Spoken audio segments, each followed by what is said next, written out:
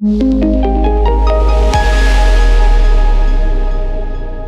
everyone, welcome to the Counterpoint Views. So it's me, Shah, and with me is my colleague Jeff Fieldhack. So we are here at Apple event for the launch of iPhone 15 series and the Apple Watch 9 series.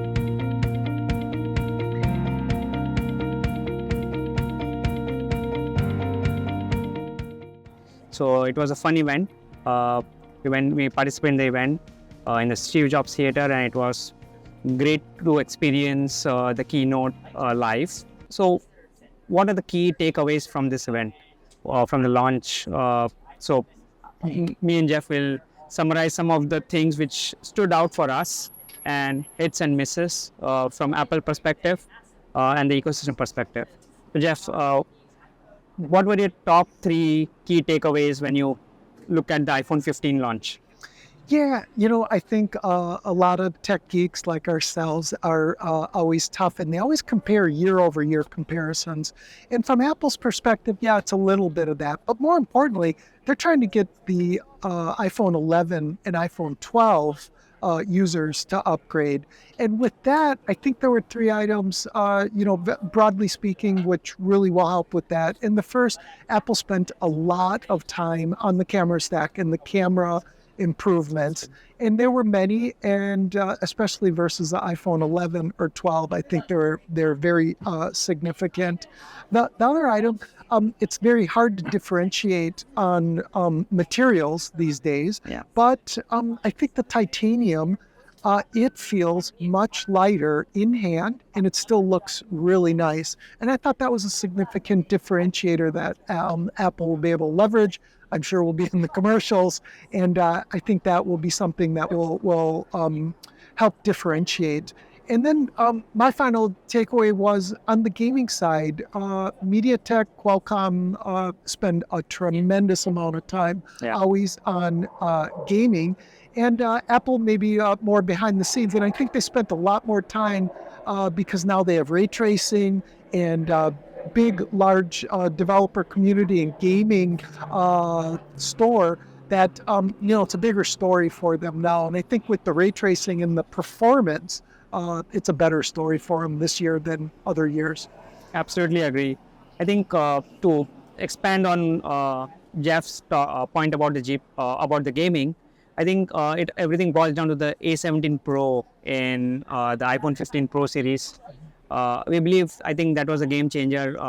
The first chip to be on the 3 nanometer TSMC shipping right now, right? Even though MediaTek announced first, but the device shipping with the 3 nanometer is the Apple device and at scale. So I think what Apple has done with A17 Pro is significant. So they have ground up built GPU, which Jeff was alluding to, which is unlocking a lot of features like ray tracing, as well as a lot of different computations for better display animations, at the same time for video, and as well as photography. Other thing which Apple also upgraded was the NPU. Now it supports 35 TOPS, trillion operations per second, with respect to AI. And when Apple talks about AI, it's more pervasive. It is behind the scenes, touching every aspect of Apple's feature, right from Siri to photos, recommendations, gallery, on the overall camera stack. What Jeff was talking about, as well as gaming and all the different biometrics which are packed within the Apple iPhones. So I believe A17 Pro was a game changer. At the same time, the materials which you talked about, Apple going with titanium body mixed with aluminum, making it a little bit lighter but sturdier at the same time and stronger. I think differentiating the Pro models with the base models with materials is another big story here. And Apple is widening the gap between the base and the Pro models. But at the same time, the base models also have got a bumped up camera, 48 megapixel camera, and the A16 Bionic from the last year's Pro models, which is a big upgrade as well. When you see anyone upgrading from iPhone 11 or iPhone 12. For them, it's a big upgrade. So the base models will continue to do well, especially the iPhone 15. And what Apple has also done in terms of segmentation is between the Pro and Pro Max itself. So now the Pro Max has a better telephoto zoom, 5x zoom, 120 millimeter capability. At the same time, it also has a new ground up build sensor shift, 3D sensor shift technology, which goes in all the directions, stabilizing the video as well as stabilizing the telephoto zoom at the same time. So you have a more seamless zoom capability, which is a 5x capability. Obviously, there are competitors like Samsung, which has 10x optical zoom and 100x hybrid zoom. Google Pixel 7 Pro has a 5x zoom as well. But the implementation of Apple, when it tightly couples with the software, is magical, right, as they say. Also, with respect to the Pro Max, it also has another differentiating feature where it can record spatial videos, right, with its bigger sensor camera. And that is actually paving way for Apple Apple users to start creating more content which they can use for the Apple Vision Pro. So it now tightly couples the Pro Max with the Vision Pro. So it's basically targeting the Pro Max with the Vision Pro customer segment, because that's going to be premium segment or super premium segment, I would say. As the model starts from $1,200, the Pro Max, and with the base version being 256 GB this time. So that is a good upgrade if anyone is looking for a more advanced, the most advanced iPhone in the market. Yeah, I think, great points. And there were a couple items that I thought maybe a little bit under the radar that Apple didn't mention. You track eSIM very closely. The US version doesn't have a physical SIM card tray anymore, so that they're going eSIM on that model. Look for that to infiltrate into other regions probably over the next couple of years. Also, not talked about, but millimeter wave continued to be supported in all models for the US markets. Interesting point about millimeter, and we just heard about Qualcomm extending the deal with Apple for the next beyond 2025 for supplying modems, 5G modems, which also makes us believe that Apple is still thinking of best for the customer rather than putting its ego ahead and saying, oh, I want to have my own modem, even though if it's not that great. So it's great for Apple to think about and continue the Qualcomm partnership and still use the best modem in the market, 5G modem in the market, and continue with the millimeter wave capability as well. Yeah, absolutely. Agree with that. I do think also, it was talked about a lot, but the sustainability story actually is a good story for Apple. And they spent a lot of time and they're very proud of that. Any takeaways on the sustainability aspect? I think increasingly what we have seen over the last 5 years, Apple has been using a lot of different materials which are mostly recycled with respect to aluminum, for example, in the body, or the titanium. Most of it is recycled when it comes to the materials for the body. Second, when it comes to the overall manufacturing, it is committing to for almost all of its suppliers to use clean energy. For example, Apple Watch, they're touting to be the most carbon neutral model, the first carbon neutral model, 100% carbon neutral model for Apple. And iPhone is also on the same track. So the third pillar which they were talking about was the transportation, where most of the carbon dioxide is sent into the air, right? So they're switching from air to ocean freight, which will reduce the footprint of carbon dioxide significantly. So Apple is trying to be more aggressive, and it is already achieving the carbon neutral targets which set for 2040 in back 2030 now, and some of them are already achieved with respect to with some models like Apple Watch, for example. Yeah. My final takeaway is I think Apple does a really good job of differentiating products. Some companies have problems where it's hard to differentiate if they kind of cannibalize or stack upon each other.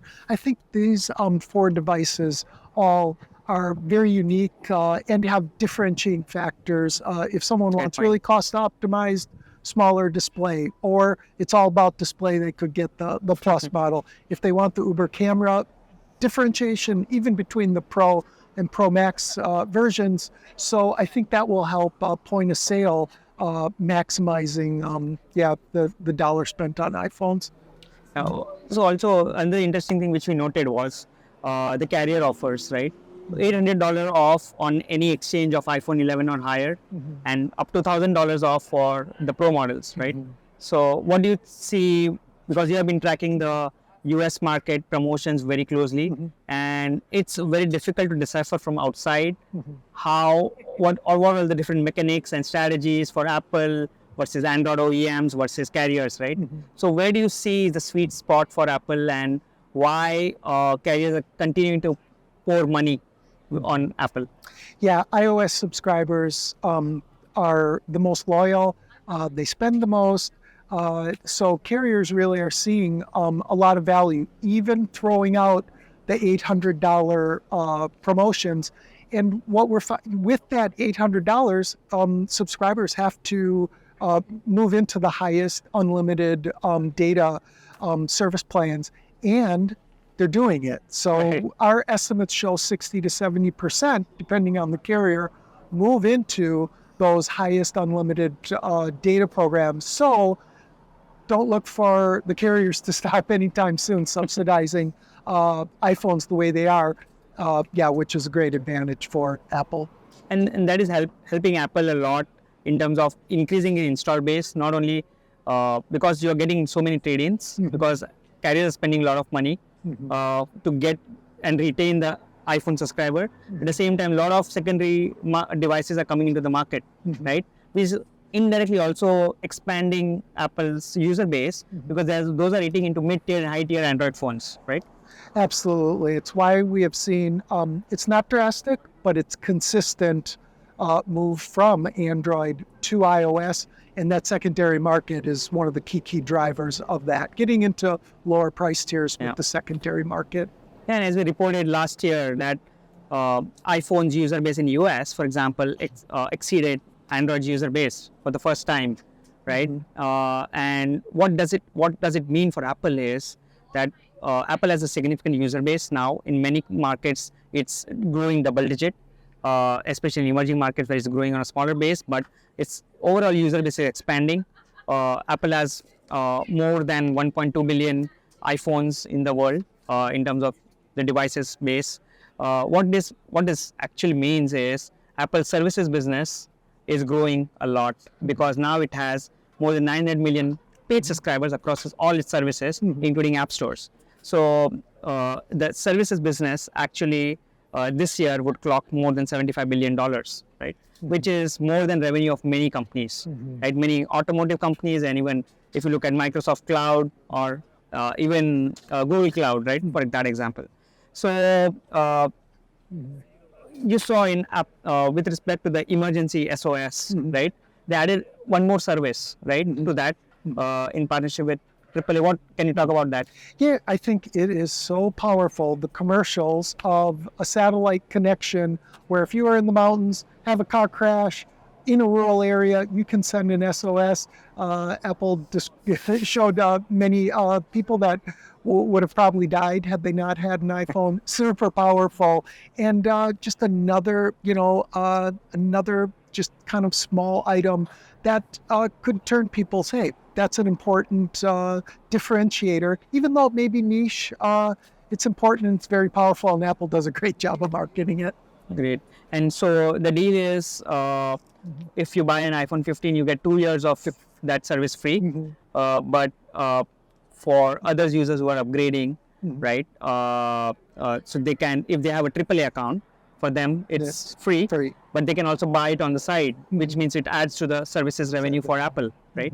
So, and that also is a stickiness point, right, for Apple. And Apple finds all these smaller services which integrating with its hardware and features, making it super sticky for users, right? So, and especially if users are outdoorsy and they're traveling more in the car or hiking, right? So if they need a roadside assistance for the car or for themselves even, right? Or then it's a great feature, I think. It's very sticky. absolutely. For someone that's important, it's valuable and worth the money spent on it. Gives ease of mind. So yeah, very very impressive. Yeah. So again, if you know Jeff is an Iron Man, he is an Iron Man. He has won many. He has been participating in many of those I mean, competitions. competitions. Yeah. Right. So he uses. Can you show? He uses Apple Watch Ultra as well as the Garmin. So what do you think about the Apple Watch Ultra 2, which was launched? Yeah, I think the Ultra still not really a competitor for people that are very serious, and that was mainly due to the touchscreen being a bit tough to use if you're swimming, doing a track workout. The battery life wasn't sufficient to make it through a long endurance event, and I think now it is, and it is much more of a competitor. Most importantly, though, it is now compatible with other heart rate straps. If you wanted to do even a more sensitivity than just what's on the wrist, and more importantly, like power. So it's pedal from a Garmin pedal or a Garmin headset. You can get the data onto the Ultra 2, and that was a differentiator for the Garmin and Suntos. No longer a differentiator. You mentioned a very good point on the touchscreen and usability of a watch. If you're using watch and if you're using two hands to maneuver, right, it adds a cognitive load, right, and doesn't solve the purpose. So Apple has come up with a very unique feature with gestures and sensor fusion and powered by the S9 SIP on board for the Watch Series 9 as well as for Ultra 2, right? Double tap. Can you talk about double tap? You experienced it? Yeah. So it works out seamlessly. So if you just turn your wrist, tap your fingers together slowly, it will open up applications. So start a timer, stop a call, music. So if you're busy or have a hand, or you're out doing an activity and something happens, that's a very user-friendly way of answering a call or opening, closing applications. And I think Apple is very smart about it, because if you look at the Vision Pro, right, it has a lot of similar gestures, right? And what Apple is trying to do actually is prepare subconsciously its users, or the most active users, or I would say more premium users, to get subconsciously be accustomed to the gestures, right? Which will be very natural for them when they buy an Apple Vision Pro. Yeah. Years down the road, when kids are expecting to see a touchscreen, they're going to be doing this on an old watch. It's going to be a new habit. So well done by Apple. Works quite well, and I think it's a great feature. Yeah, I think this natural user interfaces is going to be key as you go more spatial in terms of interaction, like Vision Pro or even Watch, right? In a sense, it will be interesting to see what happens with iPhone with respect to gestures. If Apple can do, like, at least Samsung has some camera where you use your palm to click the photos and stuff, right? So a lot of things can be done on the iPhone as well in future, if Apple can want to really train its users to subconsciously be accustomed to the gestures. Eventually, when they upgrade to Vision Pro as their main device, maybe 10 years down the lane, right? So, great. Last thing, which of these devices would you upgrade to? Would you put your money on? Yeah, Apple does a great job of differentiating. I love photography, Ultra Max, or the Pro Max, with that added zoom and just the high end there. Really like that device, and I think it will do well. There was a lot of heartburn about if prices would be higher this year, which they did squeeze a little bit of margin out of the Pro Max because they don't have the base version, 128 GB. 128 GB. But other than that, prices remain the same through the watch and iPhone lineup. So that's my take. How about you, Neil? I like the way you said slipped the word ultra in there. I think it's really an ultra model for Apple, the Pro Max, because it is differentiating now from the Pro at the same time. I'm also very elated to upgrade to 15 Pro Max. It is versatile. It can do spatial video. It can do zoom, which was missing because for any zoom related use case, I used to use my S23 Ultra. But now maybe I'll use more 15 Pro Max, and it seamlessly does macro telephoto. I like macro photography a lot, and macro telephoto. I'm very looking forward to it. The different 8 modes it has within the UI. So definitely, and also recording spatial video. In future, it's the future because when you are going to use XR headset, seeing that videos which you record in spatial gives you a different kind of feeling, right? So I think I would definitely love to upgrade to Pro Max. I haven't used the Ultra yet. I have been using Watch Series 8 and 7. So I would love to upgrade to Ultra 2 as well. Though I'm no athlete like you, but I'm trying to be more fit. So maybe this will drive me to go with our Counterpoint Core Challenge, which we are running internally right now. And at least be 10% of what Jeff is. So thank you for listening. It was fun. It is great sunny day here in Cupertino, and it was great to be here with Jeff and cover this event. Thank you very much. Thank you. It was a great event. We enjoyed it here. Thank you. Thank you.